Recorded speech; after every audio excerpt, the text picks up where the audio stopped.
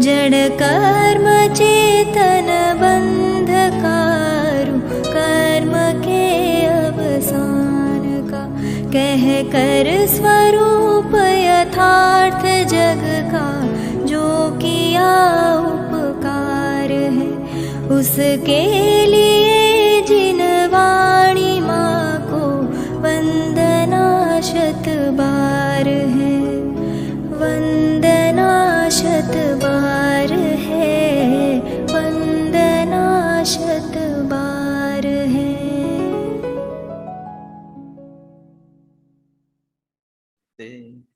वोच्छामि समय पावु मिनमो सुध केवली गणिदम, नमः समय साराय स्वानुभूत्या चकासते, स्वभावाय भावाय सर्वभावान्तरच्छुदे, अनंत धर्मणस्तत्त्वं पश्यन्ति प्रत्यगात्मनः, अनेकान्तमयी मूर्तिर्नित्यमेव प्रकाशताम्। आचार्य कुंद कुंद देव विरचित समय सार परमागम, आचार्य अमृत चंद्र कृत इसकी आत्मख्याति टीका। बंध अधिकार की अपनी चर्चा चल रही है। मंगलाचरण करते करते ये परिणाम आया कि वंदितु सर्व सिद्धे, किनको नमस्कार कर रहे हैं? सर्व सिद्ध भगवंतों को। जब कुंद कुंद आचार्य ने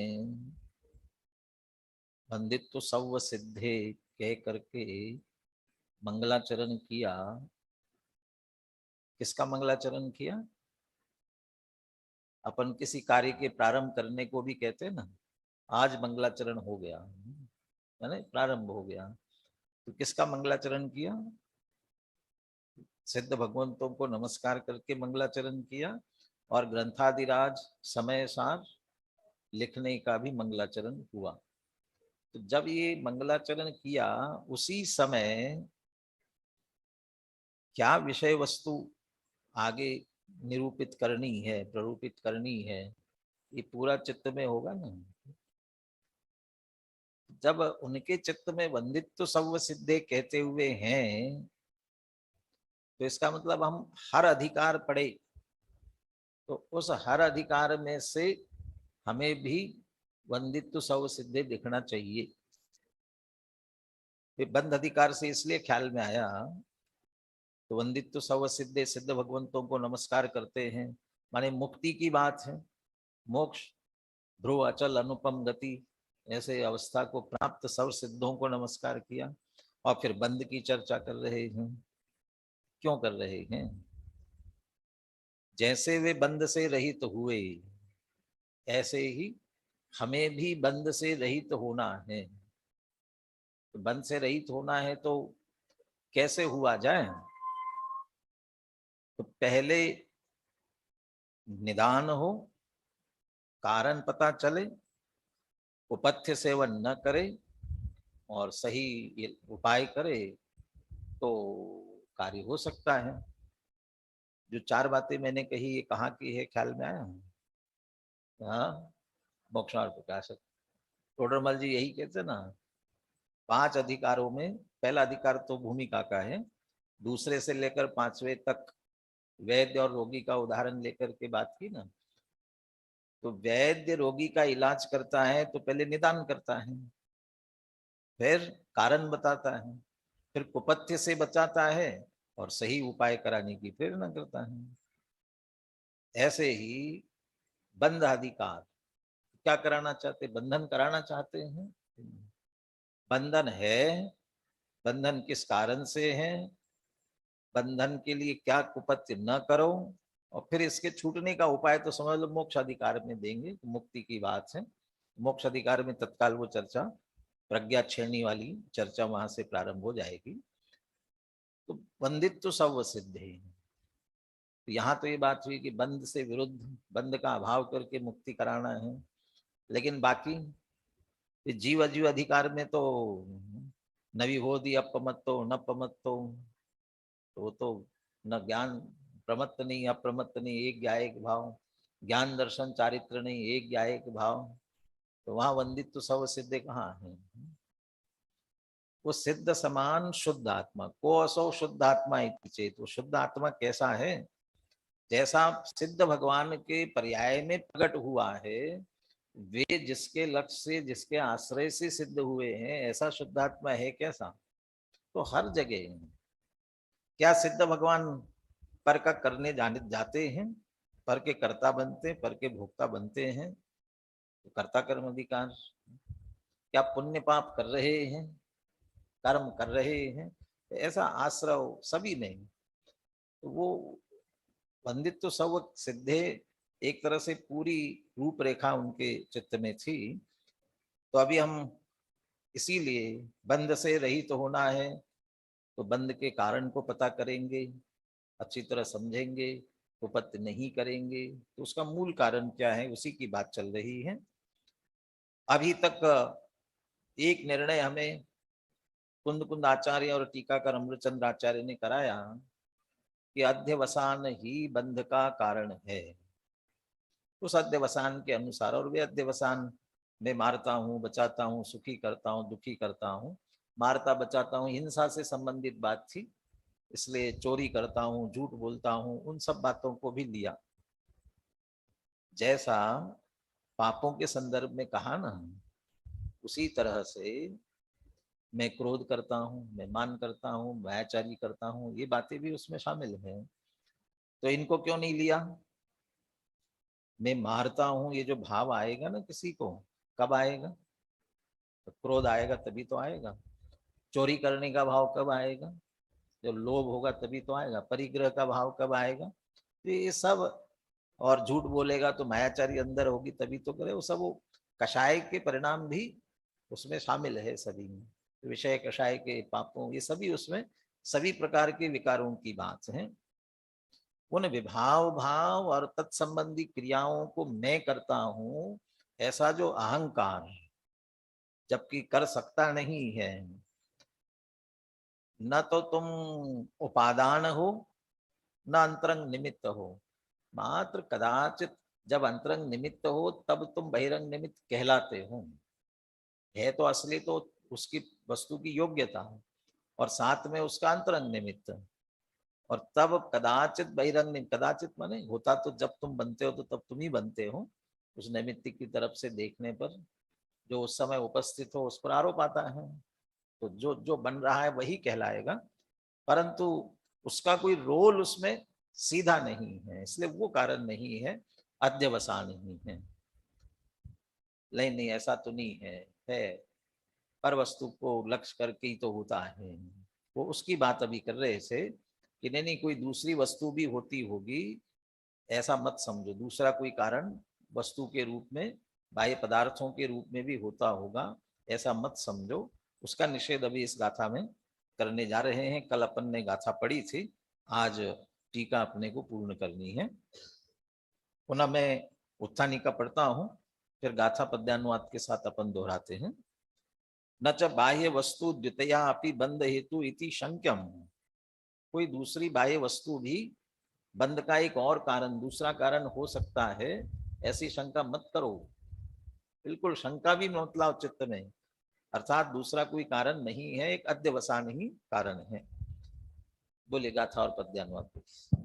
वत्तुं पडुच्च जम्पुण अध्यवसानं तु होदि जीवाणं नयवत्तु दोदुबन्धो अध्यवसानेन बन्धोत्थि ये भाव अध्यवसान होते वस्तु के अवलंब से पर वस्तु से ना बंध हो बंध अध्यवसान से। सारी चर्चा टीका में आने वाली है, गाथा की चर्चा कर ली थी, टीका प्रारंभ करते हैं। अध्यवसानम एव बंध हेतु न तो बाह्य वस्तु, सिद्धांत जैसा वाक्य बोल दिया। ये तथ्य है, वस्तु स्वरूप है। अध्यवसान ही बंध का कारण है, न तो बाह्य वस्तु। बाह्य वस्तु बंध का कारण नहीं है। क्यों नहीं है? तस्य बंध हेतो हो अध्यवसानस्य हेतुत्वेनैव चरितार्थत्वात्।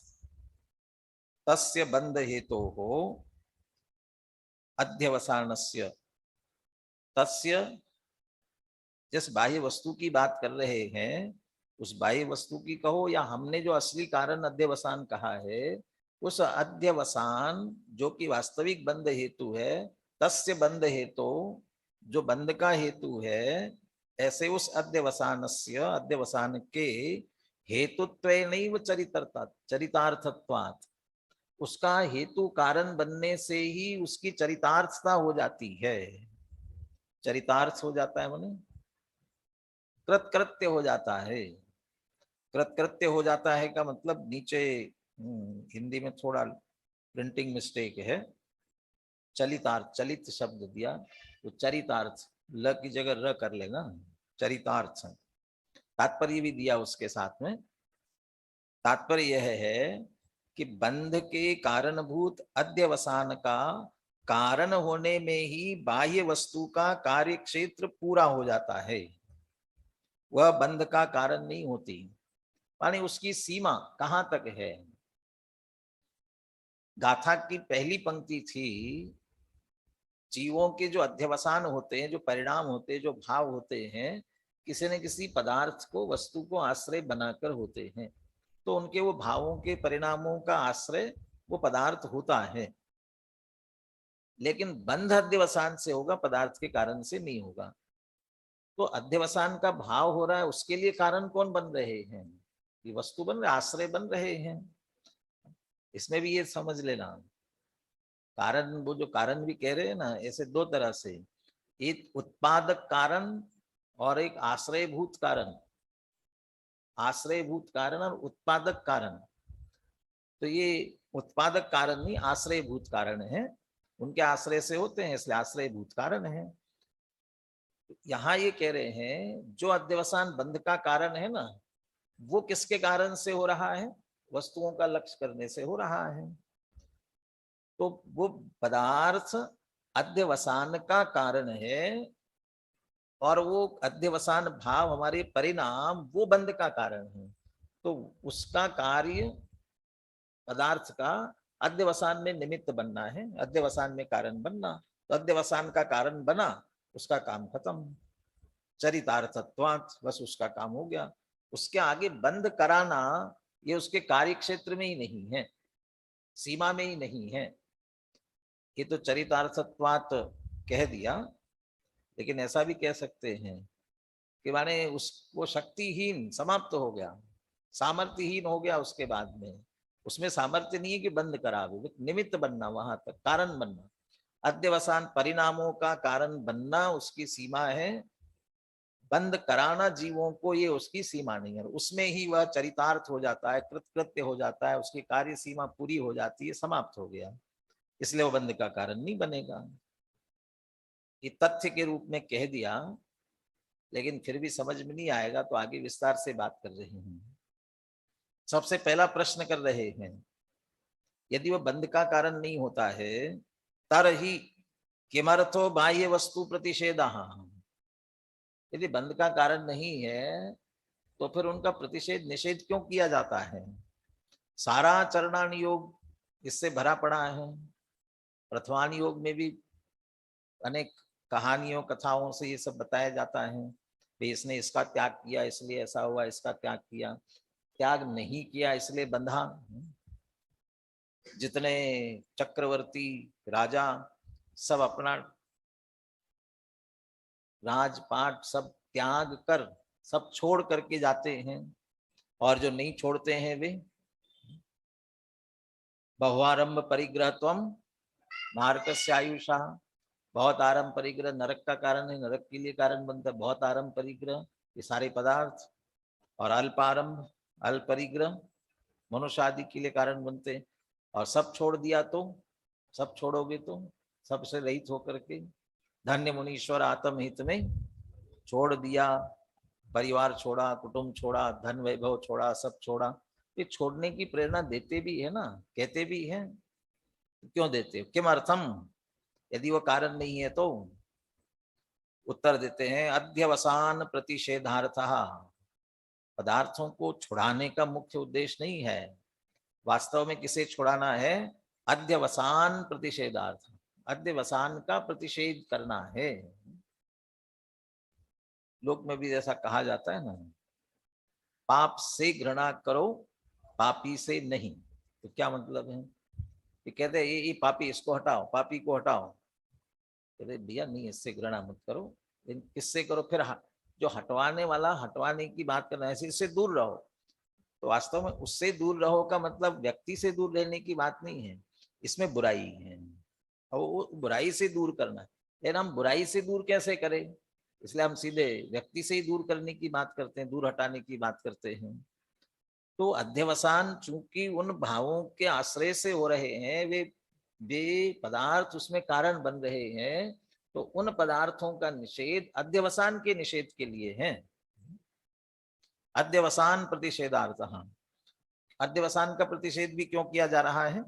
अध्यवसानस्य ही बाह्य वस्तु आश्रय भूतम, नहीं बाह्य वस्तु अनाश्रित्य अध्यवसानम आत्मानम लभते। जो अध्यवसान हुआ उसका आश्रय वो बाह्य वस्तु थी, और कोई भी अध्यवसान, कोई भी भाव बिना आश्रय के होता नहीं है। मारने का भाव आएगा तो किसी, वो उदाहरण ही दे रहे हैं आगे, स्वयं ही उदाहरण दे रहे हैं उस बात का। अरे जो हम परिणाम आ रहा है ना, किसी किसी पदार्थ के कारण आ रहा है, तो आश्रय है ना। तो करना परिणाम का निषेध है, लेकिन वस्तु का निषेध किया जाता है। बाह्य वस्तु के आश्रय से परिणाम होता है, उसके लिए उदाहरण दे रहे हैं। बाह्य वस्तु, ऊपर की पंक्ति फिर से पढ़ रहा हूं, नहीं बाह्य वस्तु अनाश्रित्य अध्यवसानम आत्मानम लभते। कोई भी परिणाम होता है किसी न किसी के वस्तु के आश्रय से होता है, बिना आश्रय के परिणाम नहीं होता। कैसे? यदि बाह्य वस्तु अनाश्रित्यापि अध्यवसानम जायेत, बाह्य वस्तु के आश्रय के बिना भी यदि अध्यवसान होने लग जाए, परिणाम होने लग जाए, भाव होने लग जाए, तो फिर वैसे तो न्याय शास्त्र का प्रसिद्ध उदाहरण है, जिन्होंने पढ़ लिया उनको मालूम है, नहीं तो आप लोग पढ़ोगे आगे। क्या? तथा वंद्यासुतस्य तदा यथा वीर सुसुतस्य आश्रय भूतस्य सद्भावे। इस बीच में स छूट गया क्या? अभी दूसरी बार वीरू, वीरू हो गया है? आपका वीर का वीरू हो गया। कौन था वीरू? वीर सुसुतस्य या वीर सुतस्य, देखना रह गया उसमें। यदि वीर सुसुतस्य हो सकता है कि वीर से पैदा हुआ सुत, लेकिन वीर सुत में भी आ जाता है वो, वीर का सुत, तो सु होना नहीं चाहिए। और किसी ग्रंथ को देख करके सही कर लेंगे उसे। यथा अपन वीर सुतस्य से लेके चल रहे, वीर सुतस्य आश्रय भूतस्य सद्भावे वीर सुतम हिनस्मि इति अध्यवसायो जायते। मैं उस वीर के पुत्र को मारता हूं, मारूंगा, तो वीर के पुत्र को मारूंगा ऐसा भाव, वो वीर का पुत्र है, पुत्र है ना, तब उसके आश्रय लेकर के भाव हो रहा है किसी को, वो वीर का पुत्र है, तब उसे मारने का भाव हो रहा है। और जैसा ये भाव हुआ ना, वीर का पुत्र, और वीर पुत्र सद्भाव है, वीर के पुत्र का सद्भाव है, इसलिए वीर सुतम हिनस्मि, उस वीर सुत को मारता हूं, ऐसा अध्यवसाय है, ऐसा परिणाम होता है, उत्पन्न होता है। तथा वंद्यासुतस्य आश्रय भूतस्य सद्भावे अपि वंद्यासुतम हिनस्मि इति अध्यवसायो जायेत। यदि बाह्य वस्तु के बिना भी परिणाम होते हो, जैसे वीर सुत को देखकर वीर सुत के सद्भाव में उसे मारने का भाव आता है, तथा उसी तरह वंद्यासुतस्य आश्रयभूतस्य सद्भावे, उसी तरह वंद्यासुत को भी मैं मारता हूं, ऐसा भी अध्यवसाय हो जाना चाहिए। हो जाएगा, लेकिन हो सकता है, होता है, हो सकता है वंद्यासुत को मैं मारता हूं? क्यों नहीं हो सकता? क्योंकि वंद्या का सुत होता ही नहीं है। वीर सुतस्य सद्भावे है और इधर वंद्या सुतस्य असद्भावे, वंद्या का सुत होता ही नहीं है, तो फिर उसे मैं मारता हूं, ऐसा परिणाम, ऐसा भाव कैसे आ सकता है? न च जायते, नहीं होता है। ततः निराश्रयम नास्ति अध्यवसानम इति नियमः, इसलिए अध्यवसाय का परिणाम निराश्रय, बिना आश्रय, बिना वस्तु के आश्रय के नहीं हो सकता है, ये नियम है। ऐसा वस्तुओं को देखकर पदार्थों के निमित्त से ही भाव हो रहे हैं, तो निषेध भावों का करना है, उनके आश्रय से हो रहे हैं, इसलिए पदार्थों का भी निषेध किया जाता है। ये चर्चा की गई। या थोड़ा सा विचार ऐसा करो, क्या ये बात सही है कि पदार्थ के आश्रय से ही ऐसे भाव होते हैं? बहुत सारे उदाहरण ऐसे सुने हैं ना। अदालत में एक केस आया, माँ कहती है मैं मेरे बेटे को डॉक्टर बनाऊंगी, और पिता कहते हैं नहीं, मैं तो इसे इंजीनियर बनाऊंगा, और दोनों में झगड़ा हुआ और दोनों अदालत में पहुंच गए। अदालत में पहुंचे, दोनों के वकीलों को तो क्लाइंट चाहिए, दोनों क्लाइंट बने, गए, चालू हो गया मुकदमा। दोनों दलीलें दे रहे हैं, डॉक्टर कैसा, इंजीनियर कैसा, और सब पे कौन भारी पड़ेगा? शास्त्री। हाँ, तो वो इंजीनियर की दलीलें दे रहा है, वो डॉक्टर की दलीलें दे रहा है। माँ कहती नहीं, और यदि नहीं बनाया तो मैं ऐसा करूंगी। और वो माने दोनों लड़ रहे हैं, अपने अपनी दलीलें दे रहे हैं। सुना दोनों के, उसके बाद में पूछा कि ठीक है, माँ ये चाहती है, पिता ये चाहते हैं, लेकिन बेटा क्या चाहता है? उसको तो बुलाओ, उससे भी तो पूछे वो क्या चाहता है। और आजकल तो जबरदस्ती तो वैसे भी नहीं थोप सकते हो, कोई भी नहीं थोप सकता है। धीरे धीरे पाश्चात्य प्रवृत्ति आ रही है। अभी भी उतनी नहीं आई कदाचित। अभी एक छोटा सा प्रसंग ऐसा पड़ा था, इसलिए ध्यान आया बीच में। विदेश में पिता अपने बेटे को हाथ भी नहीं लगा सकता, और हाथ लगाए, ऊंची आवाज में डांट दे तो भी तत्काल पुलिस में जाएगा और उस पर कार्रवाई हो जाएगी। अब वो भारतीय था, बहुत सब्र कर रहा था, उस हाथ में उसके भी खुजली हो रही थी। उसने बेटे से कहा चलो थोड़ा भारत घूम के आते हैं अपन। और भारत लेकर के आया, एयरपोर्ट से बाहर आया, अच्छी तरह से धुनाई की, और रिटर्न का टिकट, चलो वापस। तो पापा घूमने आए थे ना, घूम लिया।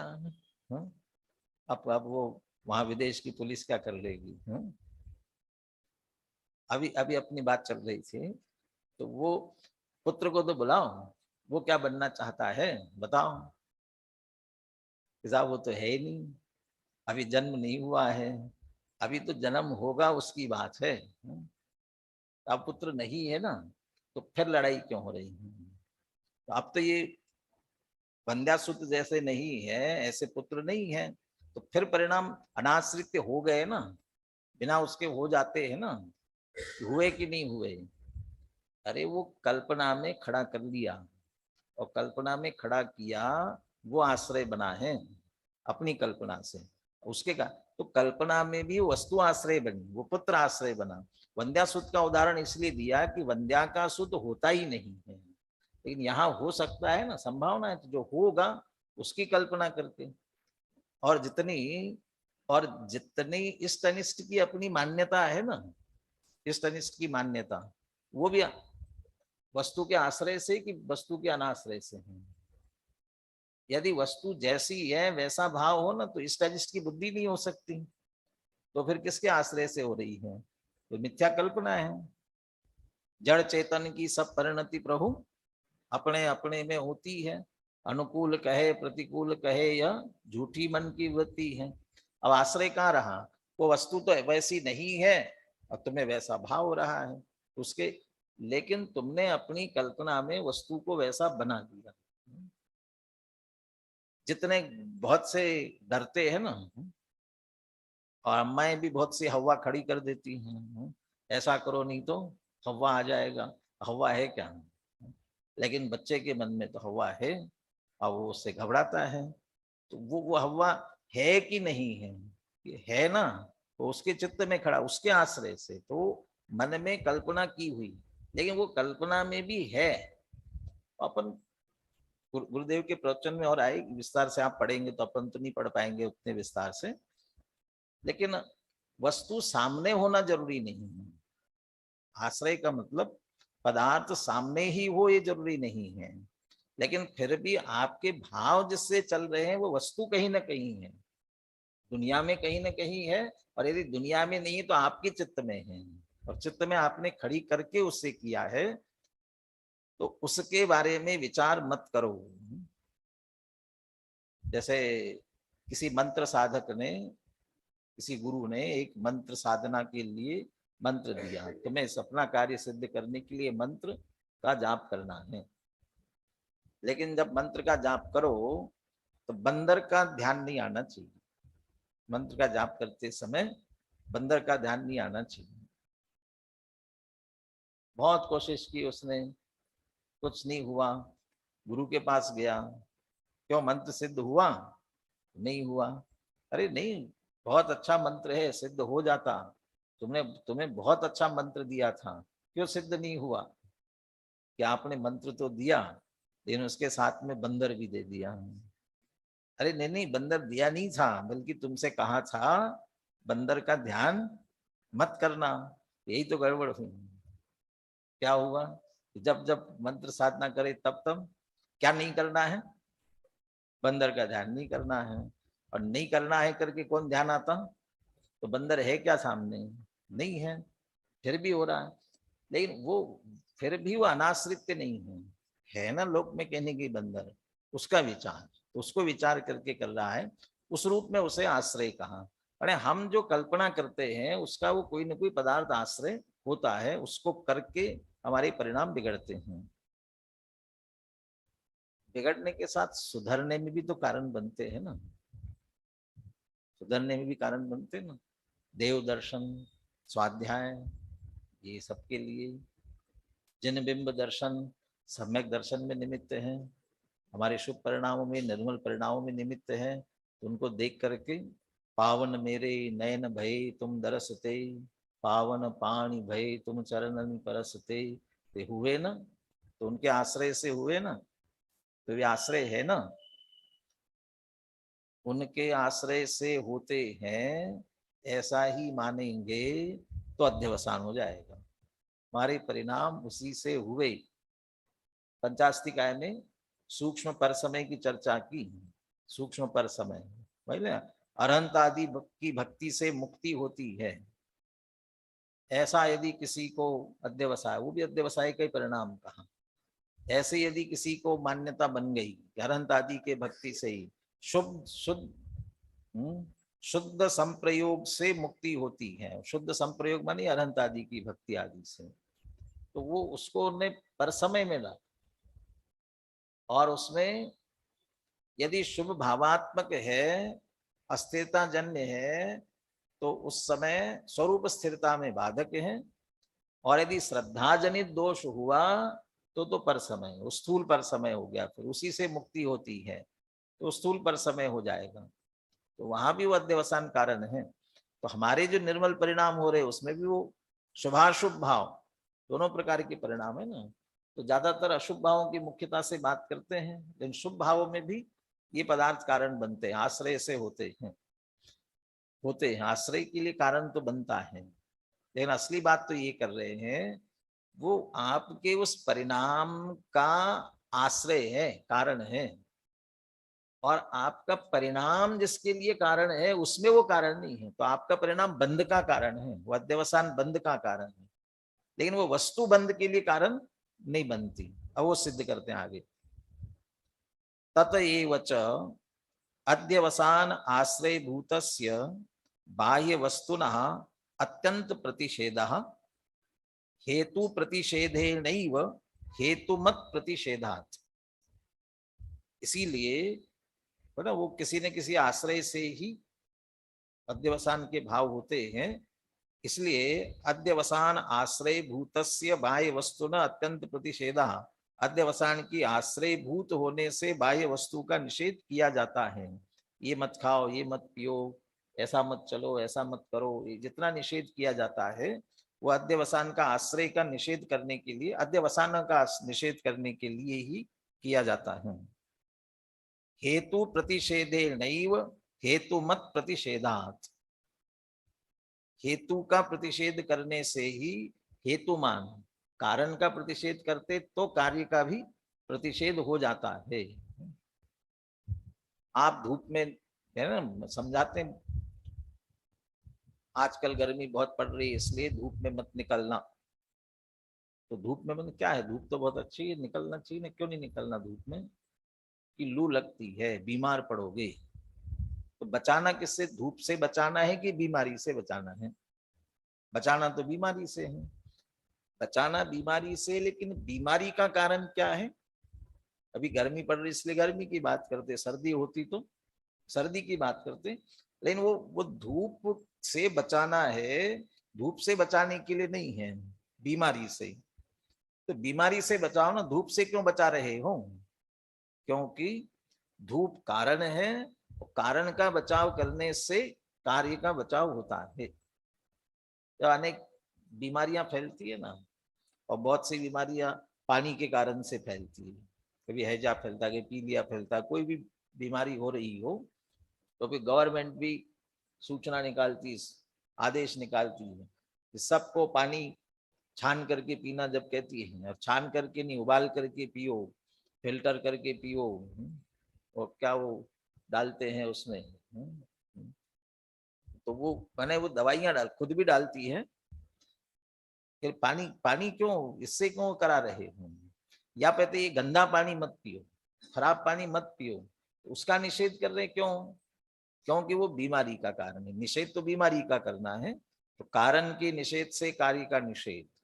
इसलिए पदार्थों का, इनका सेवन मत करो, भोगों से बचाने की बात, ये इतनी सारी जो बातें करते हैं, परिग्रह का निषेध, ये कहते हैं कारण है हमारे भावों के, परिणामों के, वो कार्य है, उसका ये कारण है। तो हेतु प्रतिषेधे नहीं, वो हेतु मत प्रतिषेधा, कारण का प्रतिषेध करने पर कार्य का भी प्रतिषेध हो जाता है, इसलिए उनका निषेध किया गया है। अब ये कारण कार्य संबंध तो बता दिया, इन जो असली बात चल रही थी वो न च बंध हेतु हेतुत्वे सत्यपि बाह्य वस्तु बंध हेतु स्यात्।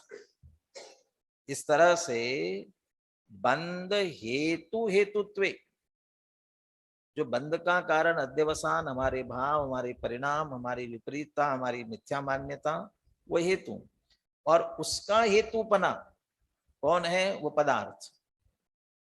मैं धनवान, मैं रूपवान, किसके आश्रय से हो रहा है? मैं मनुष्य, किसके आश्रय से हो रहा है? ये मनुष्य देह मिली है, रूपवान मिली है, धन संपत्ति वैभव मिला है, इसी कारण से ये अहंकार, ये मिथ्या अभिप्राय, ये अध्यवसान इसी कारण से हो रहा है ना, उसके आश्रय से। तो जो बंधन का कारण हमारा मिथ्यात्व है, मिथ्यात्व का आश्रय ये कत्व बुद्धि जिन पदार्थों में कर रहे हैं। अविरति, अविरति का आश्रय क्या है? अविरति किसे? वैसे तो यहाँ मिथ्यात्व की मुख्यता से बात करें बंध के हेतु, लेकिन अविरति, प्रमाद, कषाय, योगा, ये भी सब बंध के हेतु है ना। समय सार में भी 4 मुख्य रूप से कारण लिए ही हैं बंध के। अभी बात आई थी ना बीच में, 4 पाए बंध के छेदता, बंध के चार पायों को जो छेदता है, निशंकित अंकाधारी, बंध के चार पाए छेदने वाला, निर्जराधिकार के अंत में चर्चा थी। तो कौन से चार पाए बंध के? मिथ्यात्व, विरति, कषाय और योग। प्रमाद को कौन किया? तो मिथ्यात्व, विरति, कषाय, योग। तो अविरति कषाय योग को भी लिया, लेकिन यहाँ जो अविरति कषाय योग लिए हैं समय सार की अधिकतर चर्चा में, वो मिथ्या दृष्टि अज्ञानी के लिए हुए, अज्ञान सहित वाले। तो जैसे मिथ्यात्व का आश्रय हमारा ये सारे पदार्थों में एकत्व है, ऐसे अविरति का आश्रय क्या है? तो अविरति दो तरह की होती है, प्राणी संबंधी और इंद्रिय संबंधी। अविरति प्राणियों संबंधी और इंद्रिय संबंधी, 6 प्रकार की, 5 इंद्रिय और मन से अविरति, और षटकाय जीवों की हत्या वाली जो विरति, उससे विरत होना, वो प्राणी संबंधी अविरति। तो अब अविरति उनके प्रति 5 इंद्रिय मन के विषयों को देखकर उनकी प्रवृत्ति हो रही है, उनसे निवृत्त होना है, तो उसका अविरति का आश्रय वो 5 इंद्रिय और मन के विषय वाले पदार्थ हुए। और जिन षटकाय जीवों के घात की अविरति हो रही है, तो उसका आश्रय षटकाय के जीव हैं। ऐसा सब में लगाना, प्रमाद में, कषाय में, योग में, उनके उनके भी आश्रय है। लेकिन वे जितने आश्रय है वो बंध के कारण नहीं है। बंध का हेतु तो हमारा वो भाव, मिथ्यात्व, अविरति, प्रमाद, कषाय, योग है, और उसके आश्रय वे पदार्थ उस हेतु के हेतु। बंध हेतु हेतुत्वे सत्यपि, बाह्य वस्तु उस हेतु की कारण है, हमारे उन परिणामों के मिथ्या अविरति कषाय योग के वे कारण होते होंगे। सत्यपि, ऐसा होने पर भी बाह्य वस्तु बंध हेतु स्यात्, बाह्य वस्तु बंध हेतु स्यात्, यहाँ तो बाह्य वस्तु बंध हेतु होती है। ये शैली है लिखने की, न पहले आ गया है, सबसे पहले न च बंध हेतु हेतुत्वे सत्यपि बाह्य वस्तु बंध हेतु स्यात्। बंध के हेतु रूप अध्यवसान का हेतु होने पर भी वह बाह्य पदार्थ है, वह बंध की हेतु नहीं होती। क्यों नहीं होती? क्योंकि नियम नहीं बैठता, व्यभिचार का दोष आता है। व्यभिचरित कारण जो है, यो हेतु बनाएंगे तो व्यभिचरित हो जाएगा, सदोष हो जाएगा। और उसके लिए भी उदाहरण देकर के बात कर रहे हैं। इर्या समिति परिणत यतीन्द्र पद व्यापाद्यमान वेगापत काल चोदित कुलिंगवत। तो इतने से नहीं, पूरा एक चित्र खींच दिया सांग रूपक जैसा। इर्या समिति परिणत यतीन्द्र, इर्या समिति से परिणत ऐसे यतीन्द्र। यतीन्द्र माने मुनिराज, सामान्य साधु शब्द का प्रयोग नहीं किया। यति, और यतियों में भी श्रेष्ठ, यतियों में भी श्रेष्ठ। और ऐसा कह के इसलिए कह रहे हैं, या वे तो बहुत श्रेष्ठ है, 6ठे 7वें गुणस्थान में झूलने वाले, शुद्ध परिणाम वाले, बिल्कुल निर्दोष चर्या का पालन करने वाले ऐसे मुनिराज। क्योंकि जो बात घटित करनी है वो अच्छी तरह से ख्याल में आवे। कोई द्रव्यलिंगी और वैसे भेषधारी होवे तो फिर महाबंध तो वैसे ही हो रहा है। वन यतीन्द्र, और वे मुनिराज कैसे? इर्या समिति परिणत। तो इर्या समिति से कब परिणत होते हैं? इर्या समिति क्या होती है? 4 हाथ जमीन आगे देखते हुए गमन करना। तो वो इर्या समिति का पालन कब करेंगे? जब गमन करेंगे। तो जो इर्या समिति का पालन कर रहे हैं, इर्या समिति परिणत अर्थात गमन कर रहे हैं। और यदि गमन कर रहे हैं तो गमन करने में पैर उठाना रखना पड़ेगा ना। तो पद व्यापाद्य, उन्होंने पैर रखा और उस कारण से व्यापाद्यमान, और उसके कारण से दब गया। कौन दबा? वेगापत काल चोदित कुलिंग। वेगापत, बहुत तेजी से आकर के गिरा। कौन? पुल्लिंग। पुल्लिंग माने मिथ्यालिंग धारण करने वाला। यहाँ पुल्लिंग शब्द जो दिया है क्षुद्र जीव के लिए दिया, बिल्कुल छोटा सा जीव, क्षुद्र जीव, उसके लिए पुल्लिंग शब्द का प्रयोग किया। वो पुल्लिंग क्यों आया? क्यों आया वहां पर? काल चोदित, उसका काल आ गया था। नहीं तो महाराज मुनिराज के चरणों के नीचे क्यों आता हूं? यानी जिसका अंतिम समय मरण काल आया था, इसलिए उनके पैर का रखना हुआ और अचानक तेजी से आकर के नीचे से व्यापाद्यमान पैर से दब गया। अब ये पूरा इतने से संक्षेप में ये सारी चर्चा बता दी। इतने से ईर्या समिति परिणत यतीन्द्र पद व्यापाद्यमान वेगापत काल चोदित कुलिंगवत।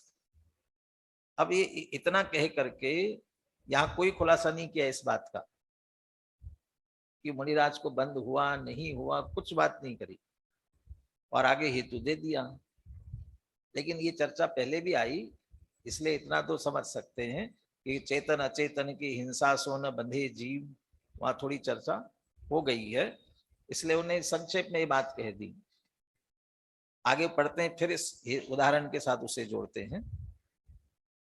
बाह्य वस्तुनः बंध हेतु हेतु अबंध हेतुत्वेन बंध हेतुत्वस्य अनेकांतिकत्वात्।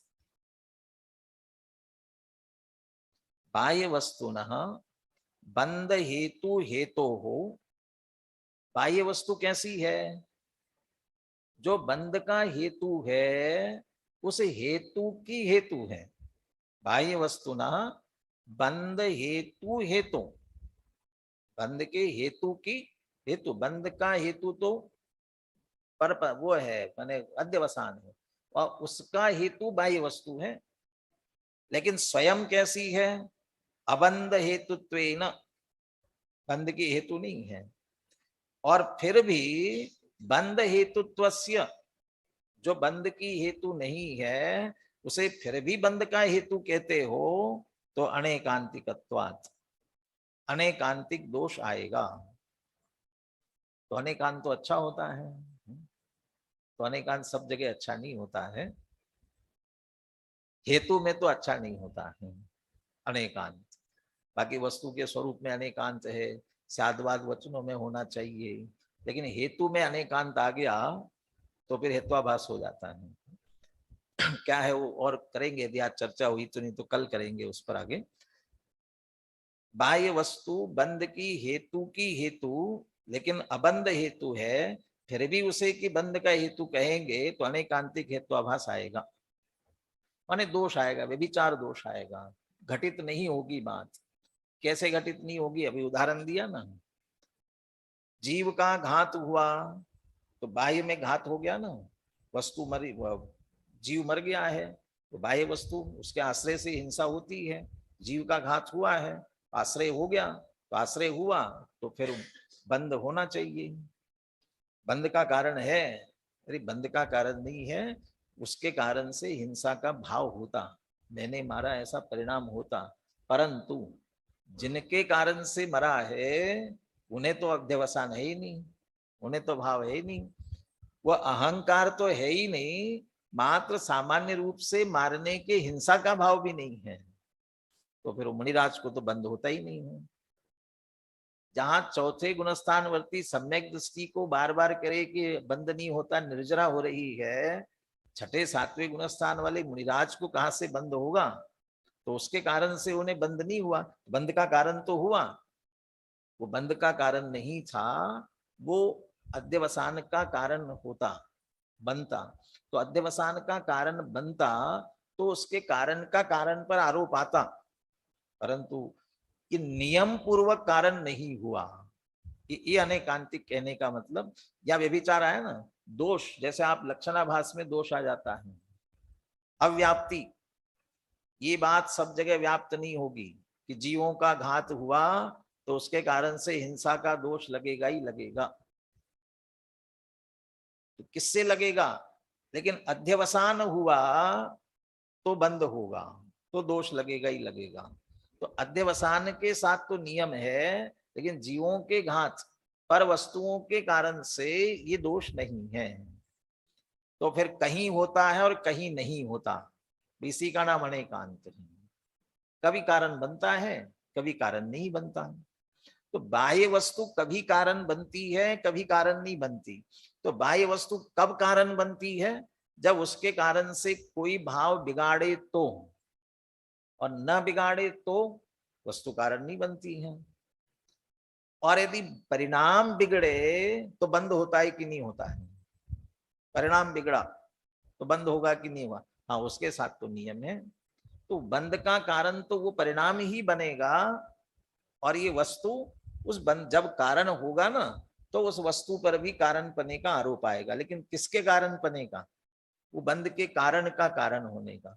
इसलिए वस्तु सीधी बंद की कारण नहीं होती, कभी होती और कभी नहीं होती। ये अनेकांतिक। कब होती है? जब जिसके अध्यवसान भाव हो, उसकी क्रिया हो रही हो तो होती है, और अध्यवसान न हो और क्रिया यदि कदाचित वस्तु का आश्रय हो भी रहा हो तो नहीं होती है। इसलिए उसे कह रहे हैं कि अनेकांतिकत्वात् अतो न बाह्य वस्तु जीवस्य अतद्भावो बंध हेतु। अंतिम वाक्य पढ़ करके आज की चर्चा पूरी करते हैं। जैसे आचार्य ने दूसरी भाषा में तर्क दिया है, उसकी बात अपन अगले उसमें करेंगे। अतो न बाह्य वस्तु जीवस्य अतद भावो बंध हेतु। बाह्य वस्तु जीव के लिए अतद भाव है, उसका स्वयं का कहाँ है? पर है। तो पर द्रव्य बंध का कारण क्यों बनेगा? इसलिए न बंध हेतु। कौन है? अध्यवसानमेव तस्य तदभावो बंध हेतु। और अध्यवसान है वो जीव का परिणाम है, जीव का भाव है, जीव का विकारी भाव है। शुभ से परिणत जीव शुभ है, अशुभ से परिणत जीव अशुभ है। कर्ता कर्म अधिकार में क्रोधोपयोगी क्रोध है, मानोपयोगी मान है, तो वो तदभाव उस रूप परिणमित होता है। लेकिन बाह्य वस्तु रूप तो परिणाम था, बाह्य वस्तु पर पदार्थ है, तो वो जीव के बंध का कारण क्यों बनेगी? तो जीव का तदभाव रूप जो अध्यवसान है, माने जीव की स्वयं की भूल है, दूसरे पर छोड़कर वह निश्चिंत नहीं हो सकता है। अपनी भूल से दुखी है तो अपनी भूल सुधार कर ही वास्तव में सुखी हो सकता है। तो भूल के हम दूसरों को कारण नहीं बना सकते हैं, ये भी समझ लीजिए, इसमें से कहना चाहते हैं। तो पर वस्तु बंध का कारण नहीं होती, हमारा अध्यवसान ही बंध का कारण है। पर को दोष देना छोड़े और अपने परिणाम अभिप्राय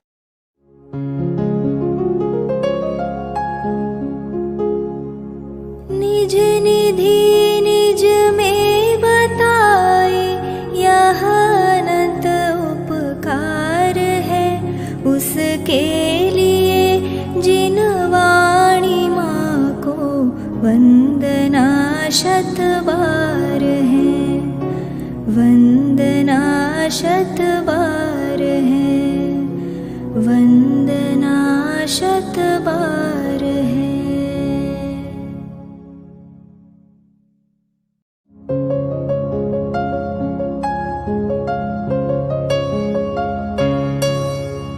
हे जिन वाणी भारती तो ही जपो दिन रैन, जो तेरी शरणा गहे सो पावे सुख चैन। जा वाणी के ज्ञान ते सूझे लोकालोक, सो वाणी मस्तक नवो सदा देत हो ढोक, सदा देत हो ढोक।